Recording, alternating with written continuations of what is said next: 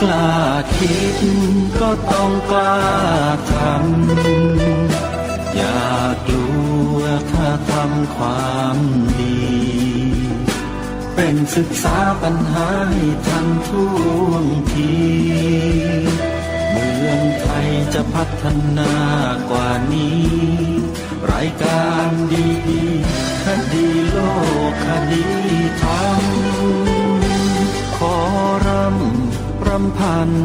บรรยายความคิดเครื่องหมายแห่งสีทั้งสามงามถนัดขาวคือบริสุทธิ์สีสวัสดิ์หมายพระไตรรัตน์และธรรมะคุ้มจิตไทยแดงคือโลหิตเราใสซึ่งยอมสละได้เพื่อรักษาชาติศาสนาน้ำเงินคือสีโสภาอันจอมประชาถ้าโปรดเป็นของส่วนองค์จากริ้วเข้าเป็นไตรรงค์จึงเป็นสีธงที่รักแห่งเราชาวไทยทหารอวตารนำไปยงยุทธวิชัยวิชิตก็ชูเกียรติสยามประเทศไทยที่เจริญมั่นคงมาได้จนถึงทุกวันนี้มิได้เกิดขึ้นจากความหวาดกลัวอย่างคลาดเขลาแต่บรรพบุรุษไทยของเราทุกยุคทุกสมัยล้วนแต่มีความกล้าหาญและชาญฉลาดปกป้องเอกราชสร้างชาติให้เกิดความมั่นคงโดยมีธงแห่งพระไตรรัตน์เป็นเครื่องนำชัยจึงเป็นที่มาที่ไปของรายการคดีโลกคดีธรรมกล้าคิดก็ต้องกล้าทำอย่ากลัวถ้าทำความดีเป็นศึกษาปัญหาให้ทันท่วงทีเมืองไทยจะพัฒนากว่านี้รายการดีๆคดีโลกคดีธรรมรายการดีๆคดีโลกคดีธรรม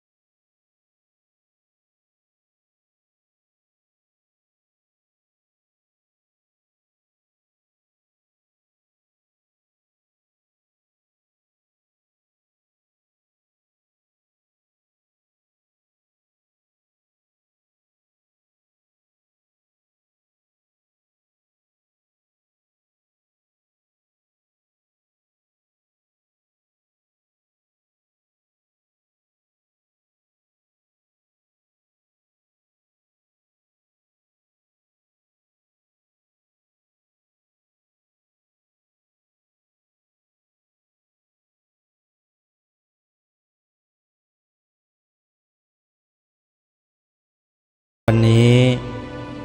วันขึ้น13 ค่ำเดือน 5วันนี้ตรงกับวันพฤหัสบดีที่14เมษายนพระพุทธศักราช2565รายการคดีโลกคดีธรรมมาพบกับท่านผู้ฟังเป็นปกติวันจันทร์ถึงวันศุกร์และวันเสาร์อาทิตย์ทางสถานีวิทยุแห่งนี้ท่านผู้ฟังสามารถใช้โทรศัพท์มือถือของท่านดาวน์โหลดแอปพลิเคชันวิทยุ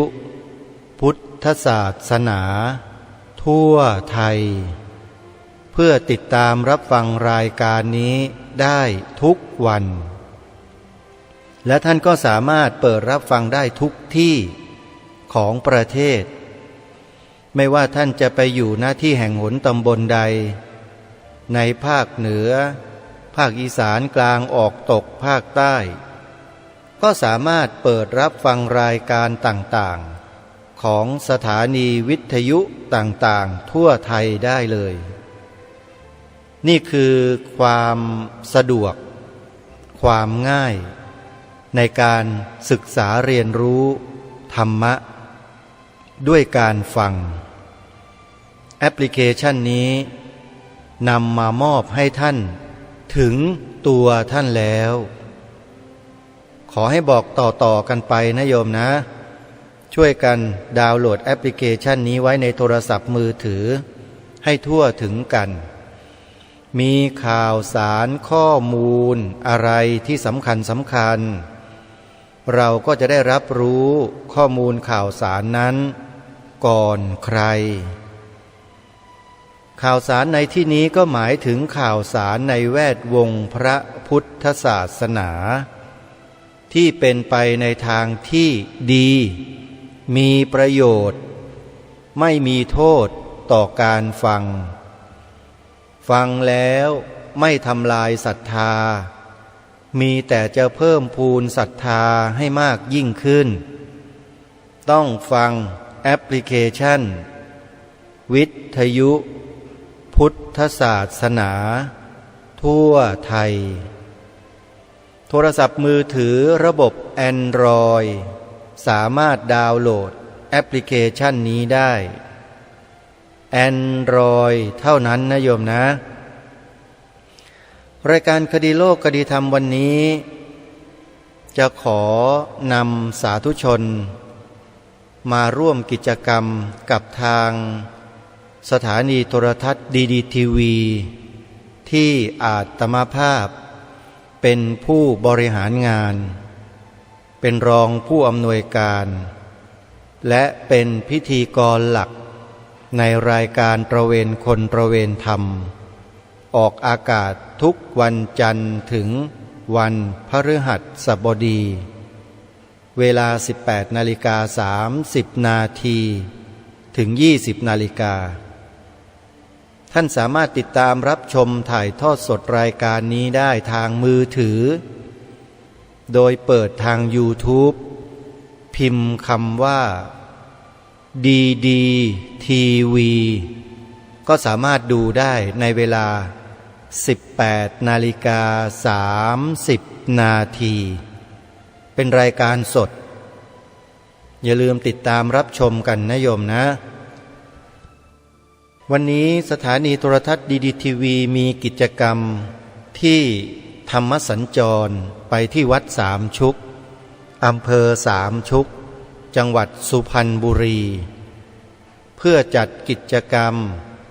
รวมคนชาวพุทธให้มาร่วมแรงร่วมใจกันส่งเสริมกิจการงานของพระพุทธศาสนาของเราใครที่ได้ยินเสียงแล้วขอเรียนเชิญเจริญพรญาติโยมมารวมตัวกันที่วัดสามชุกในวันนี้รีบมาเลยโยมกิจกรรมเรามีไปจนกระทั่งถึงช่วงดึกของวันนี้ตลอดทั้งวันและช่วงกลางคืนด้วยอาตมาภาพขอเรียนเชิญเจริญพรญาติโยมที่เป็นสมาชิกสภาพุทธบริษัทภาคประชาสังคมจิตอาสาที่ท่านได้ขึ้นทะเบียนไว้แล้วช่วยกรุณามาแสดงตนในงานนี้ให้พร้อมเพรียงกันด้วยนะโยมนะในฐานะที่เราเป็นจิตอาสาสภาพุทธบริษัทเมื่อมีกิจการงานใดในทางพระพุทธศาสนาเกิดขึ้นเป็นหน้าที่ของสมาชิกสภาพุทธบริษัทภาคประชาสังคมจิตอาสาจะต้องมาร่วมด้วยและช่วยกันลองดูซิว่าสมาชิกสภาพุทธบริษัทภาคประชาสังคมจิตอาสาประจำจังหวัดสุพรรณบุรีนั้นจะมากันหรือไม่แล้วก็อย่าลืมนำบัตรประจำตัวพุทธบริษัทติด ตัวกันมาด้วยทุกท่านทุกคนนะโยมนะ ถ้าเป็นไปได้แขวนคอกันมาโชว์เลยโยมว่าเรานี่แหละคือของแท้ของจริงเราขึ้นทะเบียนกันด้วยหัวจิตหัวใจที่เสียสละมีจิตสำนึกอันเกิดขึ้นจากความรู้ความเข้าใจโดยเฉพาะการที่ได้ฟังรายการคดีโลกคดีธรรมมาโดยตลอดเมื่อมีกิจการงานทางพระพุทธศาสนาเกิดขึ้นโดยเฉพาะที่วัดสามชุกอำเภอสามชุกจังหวัดสุพรรณบุรีพวกเราต้องเดินทางมาร่วมกิจกรรมด้วยกันอย่าปล่อยโอกาสนี้ให้ล่วงเลยไปนะโยมนะให้เดินทางมาร่วมกิจกรรมโดยพร้อมเพรียงกันอาตมาภาพยินดีต้อนรับทุกท่านทุกคนขอย้ำนะว่า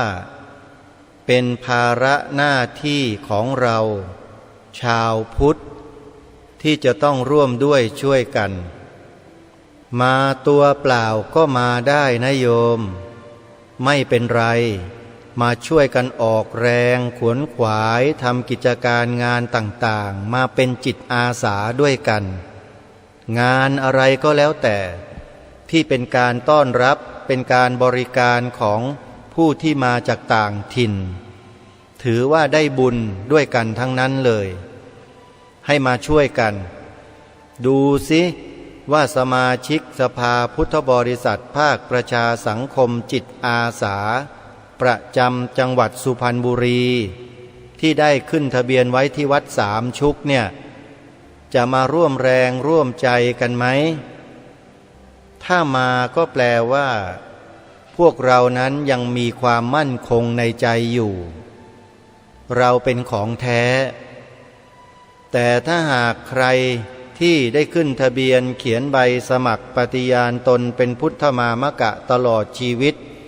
ตามรอยเบื้องพระยุคลบาทไปแล้ว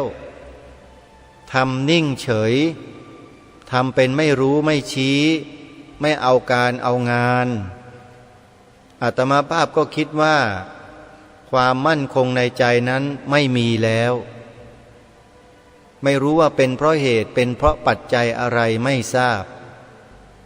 แต่ถ้าอย่างนี้ก็ถือว่าเป็นพุทธบริษัทที่ยังไม่สมบูรณ์ยังไม่บริบูรณ์ถ้าบริบูรณ์สมบูรณ์จะต้องออกมาเพราะฉะนั้นในวันที่14 เมษายนปีนี้อย่าลืมไปรวมตัวทำกิจกรรมกันที่วัดสามชุกอำเภอสามชุกจังหวัดสุพรรณบุรีด้วยกันทั้งหมดเลยบอกต่อๆกันไปนะโยมนะใครที่ได้ขึ้นทะเบียนเป็นพุทธมามกะประจำจังหวัดสุพรรณบุรีไว้ถึงเวลาที่เราจะได้ร่วมทำกิจกรรมกันแล้วเชิญออกมาร่วมกิจกรรมกันได้ขออนุโมทนาบุญกับญาติโยมทุกท่านทุกคนนะมาร่วมด้วยช่วยกันรายการคดีโลกคดีธรรมวันนี้จะขอย้อนกลับไปเมื่อวานนิดหนึ่งเชื่อว่าท่านผู้ฟังหลายๆท่านเนี่ยฟังแล้วก็ยังแปลกใจยังสงสัยอยู่ว่าวิทยากรที่ท่านพูดเอาไว้ที่จังหวัดเชียงรายเมื่อวันที่20 มีนาคมเดือนที่แล้วที่ผ่านมาหมายถึงอะไรหลายท่านหลายคนอาจจะยังไม่เข้าใจว่าทำไมหนอพอมีชาวพุทธถามขึ้นมาในท่ามกลางที่ประชุมแล้วมีคำตอบของคนเพียงแค่คนเดียวถามกลับมาเท่านั้นเองชาวพุทธทุกคนก็นิ่งเงียบกันไปหมดเลยและสุดท้ายสิ่งที่ควรจะได้ควรจะมีควรจะเป็นอย่างถูกต้องคือการบัญญัติรับรองไว้ในรัฐธรรมนูญให้ศาสนาพุทธเป็นศาสนาประจำชาติด้วยลายลักษณ์อักษรจึงไม่มีใครยกมือสนับสนุนให้เลยเป็นเพราะกลัว หรืออะไรอย่างไรไม่ทราบพอได้ยินคำตอบคนคนนี้ที่แอบอ้างตัวเองหรือว่าเป็นจริงก็ไม่ทราบนะอาจารย์ด็อกเตอร์รองศาสตราจารย์ด็อกเตอร์อภิรมย์เขาบอกว่าเป็นผู้พิพากษาพูดขึ้นมาถามขึ้นมาว่าจะเอาอะไรกันนักหนาชาวพุทธนะประเทศไทยก็มีวันสำคัญทางพระพุทธศาสนาก็มีแล้วองค์พระมหากษัตริย์ทรงเป็นพุทธมามกะก็เป็นแล้ววันเดือนปีอะไรต่างๆพศก็เขียนว่าเป็นพุทธศักราชก็มีแล้วอะไรต่างๆก็มีแล้วจะเอาอะไรกันนักหนาไม่พอหรืออย่างไรพอยิงคำถามมาแค่นี้คนเดียวเองทั้งประเทศเงียบหมดเลยแต่วันนี้อาตมาภาพจะถามกลับท่านผู้ฟังลองฟังคำถามกลับของอาตมาดูเสียดายว่าไม่ได้อยู่ในที่ประชุมวันนั้นด้วยถ้าอาตมาภาพอยู่ตรงนั้นจะถามกลับทันทีคนคนนี้เป็นผู้พิพากษาหรือเป็นนักกฎหมายใช่ไหมอาตมาก็จะถามในแง่กฎหมายกลับไปเหมือนกันแต่ก่อนจะถามเรามาฟังคำถามของเขาก่อนฟังคำถามให้จบเดี๋ยวอาตมาภาพจะนำเทปการเสวนาของท่านรองศาสตราจารย์ด็อกเตอร์อภิรมย์ศรีดาคำซึ่งเป็นอาจารย์มหาวิทยาลัยมหาจุฬาลงกรณราชวิทยาลัยจังหวัดเชียงใหม่ประธานสมาพันธ์ชาวพุทธจังหวัดเชียงใหม่ท่านได้พูดไว้บนเวทีเมื่อเดือนที่แล้วเนี่ยมาเปิดให้ท่านได้ฟังกันอีกครั้งหนึ่งคือท่านเล่าเหตุการณ์ในวันนั้นน่ะให้เราฟังว่ามีคนท่านเองเนี่ยท่านอาจารย์ด็อกเตอร์อภิรมย์เนี่ยถามอาจารย์ที่สอนหนังสือปริญญาโทท่านนะชื่ออาจารย์อะไรก็ไม่รู้เสียชีวิตไปแล้วและอาจารย์คนนี้ก็เลยเล่าให้ฟังว่าในคณะกรรมาธิการ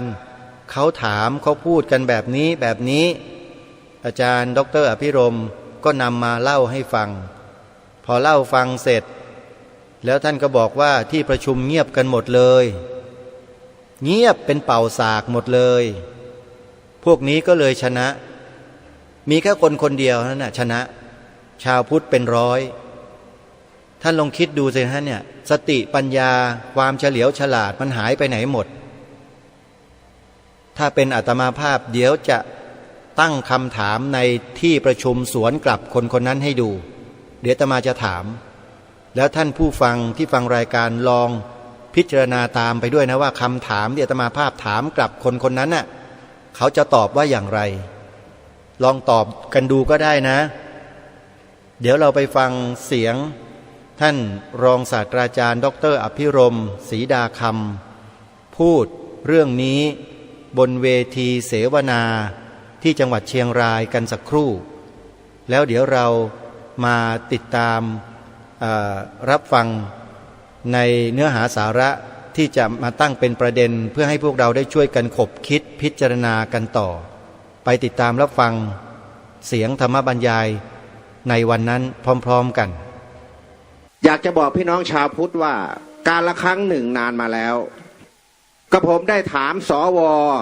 ที่มาเป็นอาจารย์ผมเนี่ยคือศาสตราจารย์ดร.ลิขิตธีระเวคินอันนี้อ้างชื่อท่านได้เพราะว่าท่านเสียชีวิตไปแล้วครับยังไงพวกเราก็ตามไม่ได้ถามว่าทำไมไม่บรรจุพุทธศาสนาเป็นศาสนาประจำชาตินี่คือคำถามของผมในขณะที่เรียนปริญญาเอกอยู่ท่านตอบกับผมเลยว่ามีคณะอนุกรรมาธิการศาสนามากมายต่างวิพากษ์วิจารณ์กันอย่างกว้างขวางว่าทำไม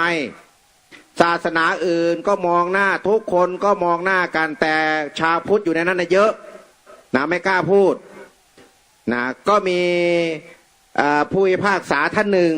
นะขอไม่เอ่ยนามเพราะว่ายังไม่เสียชีวิตนะครับบอกว่าจะเอาอะไรอีกชาวพุทธพระมหากษัตริย์ก็เป็นพุทธมามกะหนึ่งแล้วจะเอาอะไรอีกนะครับสองพศก็เขียนพศพุทธศักราชสามวันหยุดราชการก็เป็นวันมาฆวิสาขะก็หยุดแล้วนะครับพิธีกรรมทางศาสนา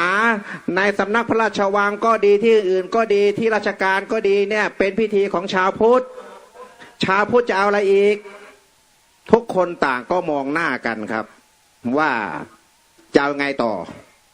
นะครับ ตอนนั้นพวกเราก็เรียกร้องให้พุทธศาสนาเป็นศาสนาประจำชาติและแล้วผลสรุปก็คือไม่ได้นะครับไม่ได้ปีนี้ก็มีท่านวิทยากรที่อยู่บนเวทีนี่แหละครับนี่คือถือว่าเป็นแม่ทัพและมีท่านไอ้นะอาจารย์ไอ้ซึ่งเป็นแนวหน้าบุกนะครับเพื่อที่จะบอกให้ประชาชนได้ทราบว่าขณะนี้เรามีภัยอย่างไรท่านสาธุชนผู้ฟังทุกท่านนี่เป็นเสียงบนเวทีเมื่อเดือนที่แล้วท่านรองศาสตราจารย์ด็อกเตอร์อภิรมย์นาศรีดาคำนะขออภัยศรีดาคำได้พูดเล่าเหตุการณ์ในครั้งนั้นให้เราฟังท่านถามอาจารย์ของท่านที่สอนปริญญาโทว่าทำไมจึงไม่บัญญัติ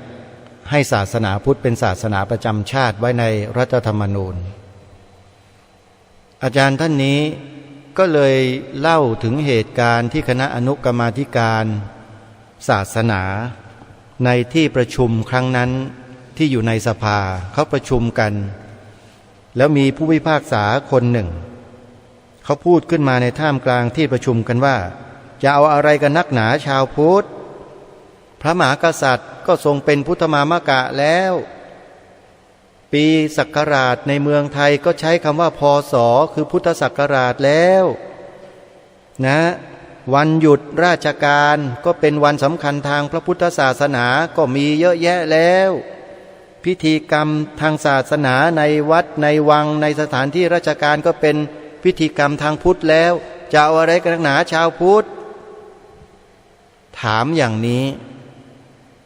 และในที่ประชุมก็เงียบเป็นเป่าสากกันหมดเลยไม่มีใครโต้แย้งอะไรสักนิดหนึ่งก็อย่างที่บอกกับท่านผู้ฟังไปเมื่อสักครู่นี้ว่าถ้าเป็นอาตมาภาพนะจะยกมือขึ้นแล้วยืนจะถามกลับท่านว่าพระมหากษัตริย์ทรงเป็นพุทธมามกะกับศาสนาพุทธเป็นศาสนาประจำชาติเป็นอันเดียวกันไหมใช้อ้างแทนกันได้ไหมปีพ.ศ.หรือพุทธศักราชใช้แทนหรือให้ความหมายเป็นความหมายว่าศาสนาพุทธเป็นศาสนาประจำชาติได้ไหมหรือวันหยุดราชการที่เป็นวันสำคัญทางพระพุทธศาสนาที่ท่านอ้างว่ามีเยอะแยะแล้วเนี่ยใช่ศาสนาประจำชาติหรือเปล่าพิธีพิธีกรรมทางศาสนาที่อยู่ในรั้วในวังในราชสำนักก็ดีในหน่วยราชการก็ดีที่ท่านบอกว่าเป็นพุทธเนี่ยแล้วมันใช่ศาสนาพุทธเป็นศาสนาประจำชาติหรือเปล่าถ้าเป็นอาตมาภาพก็จะถามย้อนกลับไปแบบนี้แล้วให้ตอบดูซิว่าคนอย่างผู้พิพากษาคนนั้นจะตอบว่าอย่างไรนะอาตมาภาพเชื่อว่าเขาต้องตอบเป็นเสียงเดียวว่าไม่ใช่เพราะสิ่งเหล่านี้ไม่ใช่เรื่องศาสนาประจำชาติพระมหากษัตริย์ทรงเป็นพุทธมามกะก็ดีปีพ.ศ.ก็ดีวันหยุดราชการก็ดีพิธีกรรมศาสนาในรั้วในวังในส่วนราชการก็ดีสิ่งเหล่านี้ไม่ใช่ศาสนาประจำชาติอาตมาก็ยังนึกอยู่ทุกวันนี้ว่าทำไมที่ประชุมเนี่ยชาวพุทธเก่งๆฉกาจมีความรู้ระดับด็อกเตอร์เป็นนักกฎหมายเป็นอะไรวิชาการเยอะแยะทำไมถึงหุบปากเงียบกันหมดทำไมไม่ถามกลับเข้าไปอย่างนี้ล่ะถ้าเป็นอาตมาภาพถามกลับไปแบบนี้ถ้าตอบไม่ได้ถ้าตอบผิดมันเป็นเรื่องเลยเป็นนักกฎหมายเป็นถึงผู้พิพากษาเนี่ยสิ่งเหล่านี้ไม่ใช่ศาสนาประจำชาติไม่เกี่ยวกันเลยทีนี้ในที่ประชุมอาจจะคิดไม่ทันอาจจะเกิดความตกอกตกใจเกิดความกลัวความขลาดขึ้นมาในขณะนั้นก็เลยเหมือนกับถูกฉีดยาชาไปหมดสมองมึนชาคิดไม่ออกพวกนี้ก็เลยถือโอกาสฉวยโอกาสปิดประชุมแล้วก็นำสิ่งนี้เข้าสู่ที่ประชุมสภาแล้วก็โหวตเสียงสุดท้ายเราก็แพ้แล้วแพ้อีกแพ้แล้วแพ้อีกอันนี้เพราะอะไรเพราะความไม่เท่าทันความหวาดกลัวขี้ขลาดตาขาวกันทั้งนั้นคำเหล่านี้ที่เขาอ้างเนี่ยพ พระมหากษัตริย์ทรงเป็นพุทธมามกะก็ดีการมีศักราชเป็นพศก็ดีหรือพุทธศักราชก็ดีวันหยุดราชการที่เป็นวันสำคัญทางพระพุทธศาสนาก็ดีพิธีกรรมทางพระพุทธศาสนาที่มีในสำนักราชวังหรือหน่วยราชการต่างๆก็ดีมันไม่ใช่ศาสนาประจำชาติอาตมาจึงบอกว่าถ้าอยู่ที่ประชุมจะถามกลับผู้พิพากษาคนนั้นว่าท่านสิ่งเหล่านั้นที่ท่านว่ามานะมีความหมายว่าศาสนาประจำชาติตรงไหนแล้วมันบัญญัติเอาไว้ตรงไหนไหนบอกมาสิมีไหมแล้วเอาไปอ้างได้ไหมอ้างให้เป็นที่ยอมรับได้หรือเปล่าไม่ได้เลยไม่ได้เลยวันดีคืนร้ายท่านจำได้ไหมปี2546มีคนต่างศาสนาหนึ่งนะฮะล่วงล้ำก้ำเกินพระพุทธศาสนาของเราชัดเจนด้วยลายลักษณ์อักษรทำจดหมายถึงอธิบดีกรมวิชาการนะฮะเขียนบอกให้อธิบดีกรมวิชาการลบคำว่าพระพุทธศาสนาเป็นศาสนาประจำชาติไทย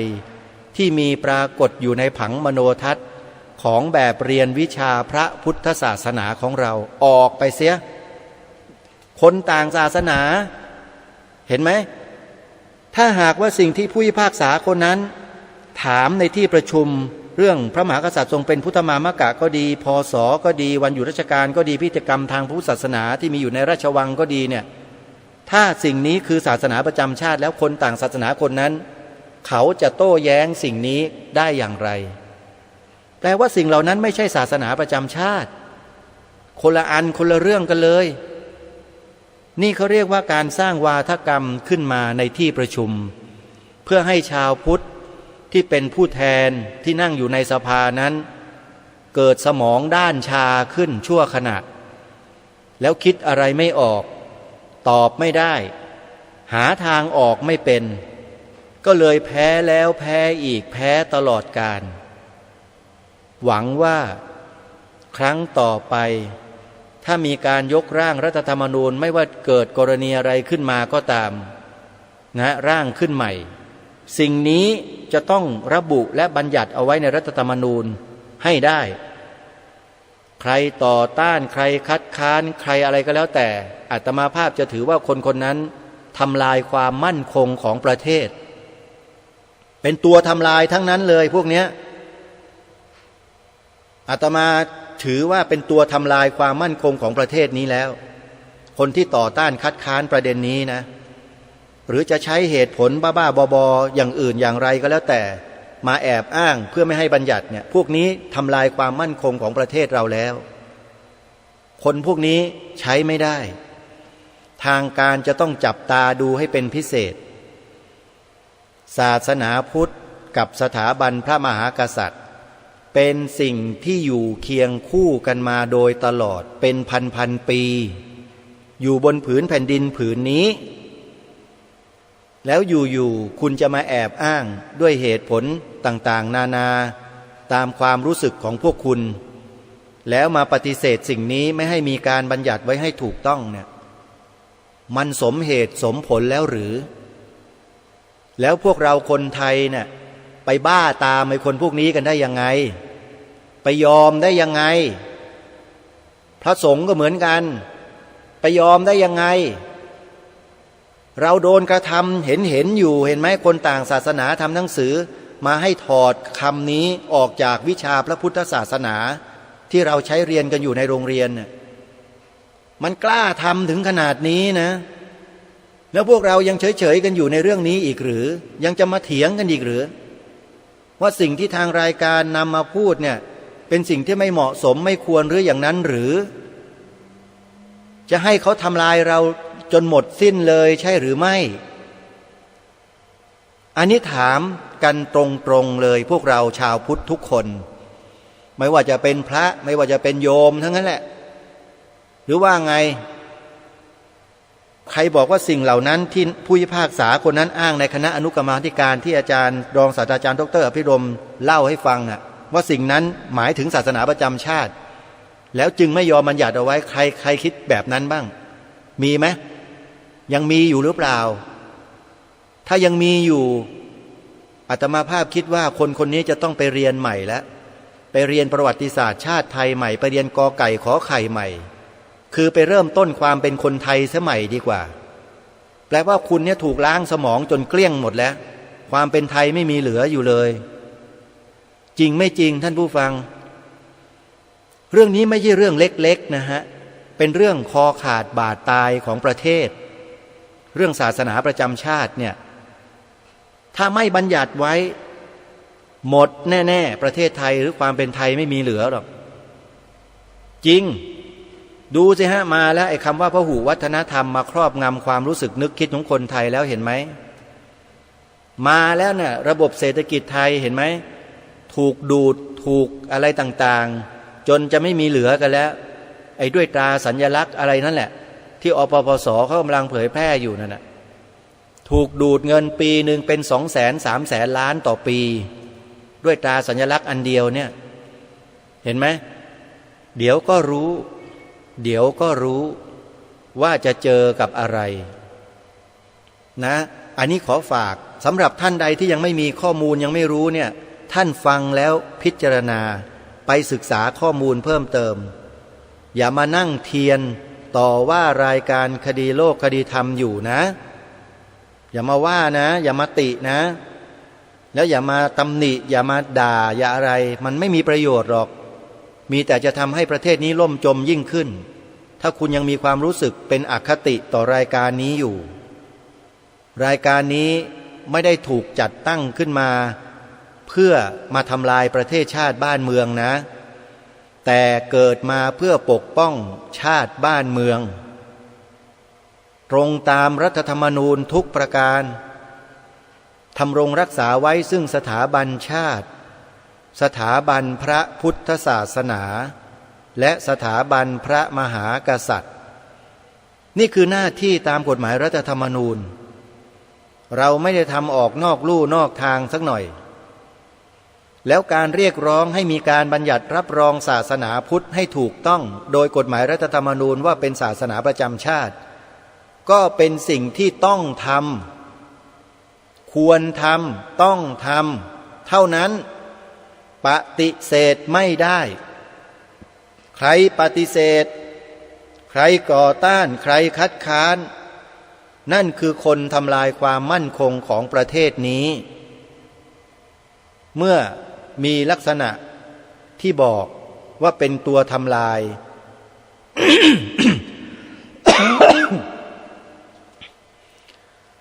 เมื่อมีลักษณะแห่งการทำลายเช่นที่กล่าวมาเราจะเชื่อตามคนเหล่านี้ต่อไปหรือจะช่วยกันขจัดความคิดความเห็นผิดๆเหล่านั้นให้หมดไปจากสังคมประเทศชาติของเราแล้วสร้างสิ่งที่ถูกต้องดีงามกลับคืนมาสู่ประเทศของเราท่านลองเลือกสิท่านจะเลือกอะไรเลือกสิ่งที่ถูกต้องหรือเลือกสิ่งที่จอมปลอมที่เจือปนเข้ามาในความรู้สึกนึกคิดของเราอันนี้สำคัญมากเรื่องของแนวความคิดเนี่ยถ้าหากคนไทยเรายังคิดผิดตามคนเหล่านี้อยู่ยังต่อต้านยังคัดค้านพระพุทธศาสนาไม่ให้บัญญัติไว้ในรัฐธรรมนูญว่าเป็นศาสนาประจำชาติไทยอยู่ถ้ายังคัดค้านกันอยู่นะบ้านนี้เมืองนี้ก็มีแต่จะล่มจมดิ่งลงไปเรื่อยจะไม่มีวันที่จะเจริญรุ่งเรืองแน่นอนเพราะบ้านนี้เมืองนี้ถ้าหากว่าขาดธรรมะมาบูรณาการสังคมบ้านเมืองนี้ก็จะเหมือนกับนรกไม่มีผิดไม่แตกต่างอะไรจากประเทศต่างๆที่ไม่ได้นับถือศาสนาพุทธแล้วเขาก็แก่งแย่งเข็นฆ่าทำลายล้างซึ่งกันและกันอพยพหนีไปอยู่ทั่วโลกอพยพไปแล้วก็ไปสร้างปัญหาไว้ที่นู่นที่นี่ที่นั่นทั่วโลกเหมือนกันเห็นไหมลัทธิอะไรศาสนาอะไรคงไม่ต้องบอกในที่นี้หรอกท่านที่ติดตามชมคลิปของอปปส.อยู่เป็นประจำก็จะทราบในข้อนี้เป็นอย่างดีเราต้องการเห็นประเทศของเราเป็นอย่างนั้นหรือต้องการจะช่วยกันปกป้องรักษาประเทศของเราให้มีความมั่นคงถาวรตลอดกาล สมดังพระราชปณิธานขององค์บูรพมหากษัตริย์ทุกพระองค์ที่ทรงยกพระพุทธศาสนาเอาไว้เป็นหนึ่งเดียวขอย้ำว่าหนึ่งเดียวนะองค์พระมหากษัตริย์ไทยทรงยกพระพุทธศาสนาเพียงหนึ่งเดียวศาสนาอื่นไม่ได้อยู่ในสายตาเลยไม่เกี่ยวเพราะฉะนั้นใครก็ตามที่ไปยกเอาลัทธินิกายศาสนาอื่นขึ้นมาสร้างบทบาทให้กับตัวเองแล้วเพิ่มอำนาจให้อิทธิพลต่อตัวเองอาตมาภาพถือว่าพวกนี้ทำลายความมั่นคงของประเทศทั้งสิ้นใครจะมีส่วนร่วมทำลายความมั่นคงของประเทศบอกมาถ้าไม่บอกเราก็รู้ได้ด้วยวิธีการสุ่มตรวจด้วยคำถามสั้นๆง่ายๆว่าประเทศไทยมีศาสนาอะไรเป็นศาสนาประจำชาติการตรวจสอบคนในประเทศไทยไม่ยากสอบด้วยคำถามนี้คำถามเดียวถ้าตอบได้ก็ใช้ได้ถ้าตอบผิดก็แปลว่าใช้ไม่ได้หรือจะใช้คำถามอีกคำถามหนึ่งก็ได้สีขาวในธงชาติไทยของเราหมายถึงศาสนาอะไรถ้าตอบถูกใช้ได้ถ้าตอบผิดเตรียมตัวให้ดีนะอันนี้ขอฝากท่านผู้ฟังทุกท่านทุกคนไว้เลยทั้งฝ่ายบรรพชิตและคฤหัสถ์ให้เรายืนหยัดอยู่บนความถูกต้องหลักการที่ถูกต้องในข้อนี้ที่พระราชบรรพบุรุษของเราองค์บุรพมหากษัตริย์ของเราทรงกระทำไว้ทุกอย่างให้เหมือนเดิมอย่าให้ใครมาเปลี่ยนแปลงเป็นอันขาดโดยเฉพาะสีขาวบนผืนธงชาติไทยของเรามีคนมันพยายามทำทุกวิถีทางเพื่อจะเปลี่ยนแปลงสีขาวบนธงชาติเราเนี่ยอาตมาภาพมีหลักฐานชัดเจนแล้วทำโดยคนที่อยู่ในตำแหน่งหน่วยงานของรัฐเรื่องนี้หม่อมหลวงกาญตพงศ์วรวุฒิเตรียมการไว้แล้วเตรียมตัวให้ดีใครที่มีส่วนเกี่ยวข้องในเรื่องนี้เตรียมตัวทำอะไรไปถามท่านหม่อมช้างดูว่าหม่อมช้างเขาเตรียมจะทำอะไรอันนี้อาตมาภาพถือว่าเป็นวาระแห่งชาติที่ชนชาวไทยทั้งชาติจะต้องร่วมด้วยช่วยกันปกป้องรักษาไว้อย่าให้ใครมาบิดเบือนมาเปลี่ยนแปลงมาทำลายหลักการของประเทศของเราอันนี้เป็นอันขาดไม่ว่าคนนั้นมันจะใหญ่แค่ไหนก็ตามทำไม่ได้ฮะถ้าทำก็เป็นกบฏต่อประเทศชาติบ้านเมืองนี้เลยเพราะฉะนั้นให้พวกเราท่านทั้งหลายทุกคนนะฮะที่เป็นคนไทยทุกคนช่วยกันยืนหยัดอยู่บนหลักการที่ถูกต้องอันนี้ไปด้วยกันโดยที่ไม่ต้องไปหวาดหวั่นพวกศัตรูของเราทั้งนั้นไม่ว่าจะมาไม้ไหนก็ตามเรารับได้หมดเพราะเรายืนอยู่บนหลักการที่ถูกต้องของชาติบ้านเมืองไว้ตลอดอย่าลืมนะ1หลักการของชาติบ้านเมืองข้อ1พระพุทธศาสนาเป็นศาสนาประจำชาติไทยของเรา2สีขาวในธงชาติไทยของเรานั้น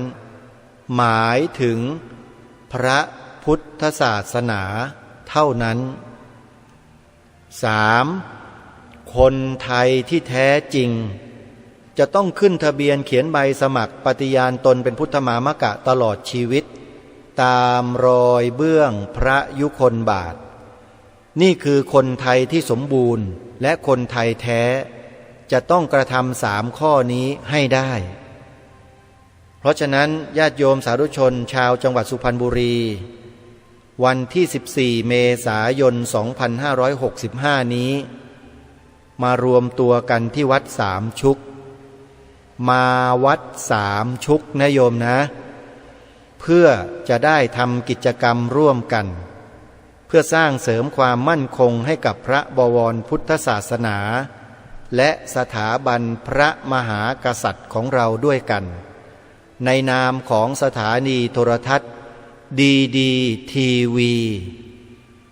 โดยมีพวกเรานั่นแหละเป็นกำลังสำคัญคือสมาชิกสภาพุทธบริษัทภาคประชาสังคมจิตอาสาใครที่ได้สมัครไว้แล้วเป็นสมาชิกแล้วมีบัตรประจำตัวพุทธมามกะแล้วจะต้องเดินทางมาร่วมกิจกรรมมาร่วมด้วยและช่วยกันในฐานะที่เป็นจิตอาสาของชาวพุทธงานนี้ไม่มาไม่ได้ตัดภารกิจทั้งหลายทั้งปวงออกแล้วเดินทางมาทำหน้าที่เพื่อส่วนรวมด้วยกันฝากญาติโยมนะชาววัดสามชุกทุกท่านทุกคนโทรศัพท์แจ้งบอกเพื่อนมิตรสหายธรรมของเราให้มาร่วมกิจกรรมกันในวันพฤหัสบดีที่14เมษายนพระพุทธศักราช2565นี้ตั้งแต่เวลาเช้าเป็นต้นไปจนกระทั่งถึงค่ำคืนจะมีวิทยากรจะมีบุคลากรผลัดเปลี่ยนหมุนเวียนกันมาพูดคุยกันทำกิจกรรมร่วมกันกับเราอย่าลืมมาร่วมงานกันนะ14เมษายนศกนี้ที่วัดสามชุกอำเภอสามชุกจังหวัดสุพรรณบุรีโทรศัพท์สอบถามรายละเอียดไปได้นะที่วัดสามชุกก็ดีหรือที่สถานีโทรทัศน์ดีทีวีก็ได้เพื่อสอบถามรายละเอียดถึงกิจกรรมว่ามีกิจกรรมอะไรบ้างนะช่วงเช้าช่วงกลางวันช่วงบ่ายช่วงเย็นช่วงค่ำคืนนะเดี๋ยวทางสถานีโทรทัศน์ดีทีวีและทางวัดสามชุกก็จะแจ้งให้กับทุกท่านได้ทราบในรายละเอียดเองแต่ที่แน่ๆก็คือว่าสมาชิกสภาพุทธบริษัททุกท่านทุกคนขอเรียนเชิญนะมาร่วมกิจกรรมด้วยกันส่วนกลางได้นำคณะมาทำกิจกรรมถึงที่ของท่านแล้วถ้าหากท่านในฐานะที่เป็นสมาชิกสภาพุทธบริษัทภาคประชาสังคมจิตอาสาไม่มาต้อนรับไม่มาร่วมกิจกรรมมันจะเป็นที่คารหานินทาของผู้ที่มาเยือนนะโยมนะขอให้นำบัตรประจำตัวพุทธมามกะที่ได้ออกไปให้แล้วนั้นมาแสดงด้วยเพื่อเป็นพลังให้ทุกคนที่มาร่วมงานได้เห็นว่าชาวสุพรรณบุรีนั้นมีจิตอาสามีจิตสำนึกไม่น้อยเลยเพราะได้ออกมาร่วมกิจกรรมในครั้งนี้อย่าลืมนะมาประกาศศักดาของพี่น้องสุพรรณบุรีกันที่นี่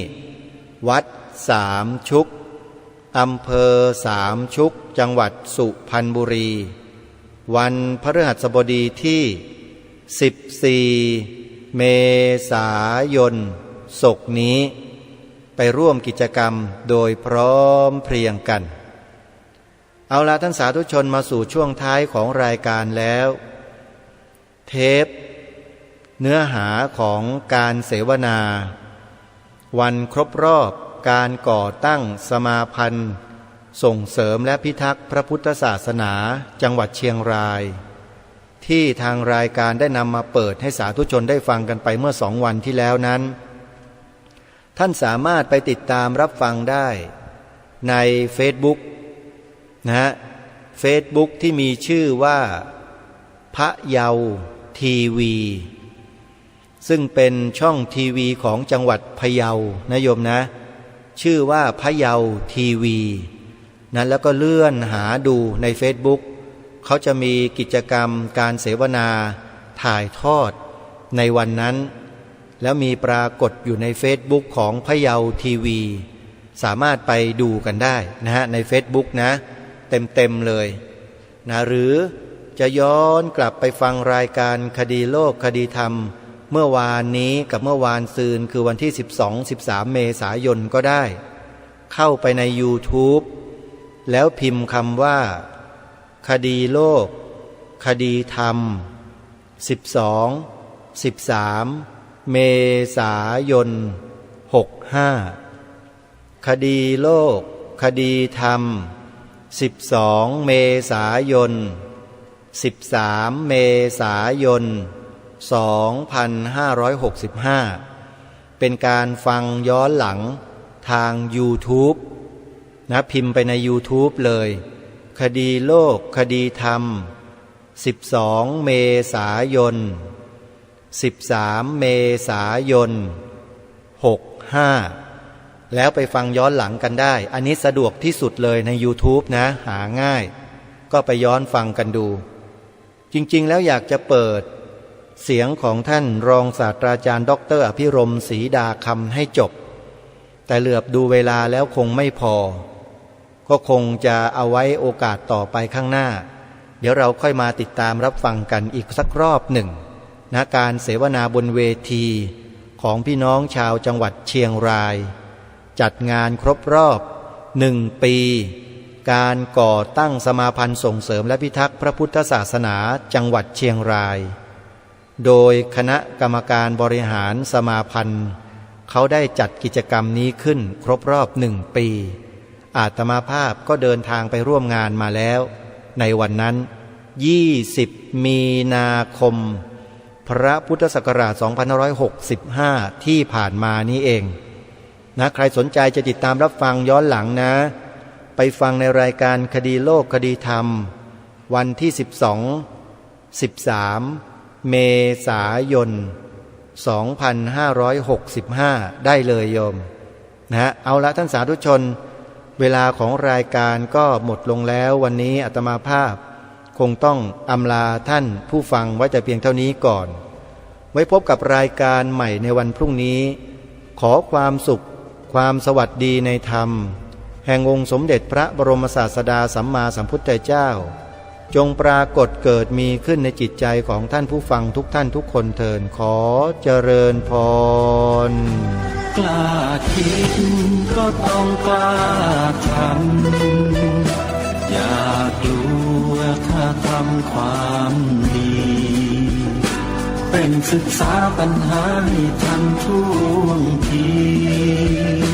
เมืองไทยจะพัฒนากว่านี้รายการดีคดีโลกคดีธรรม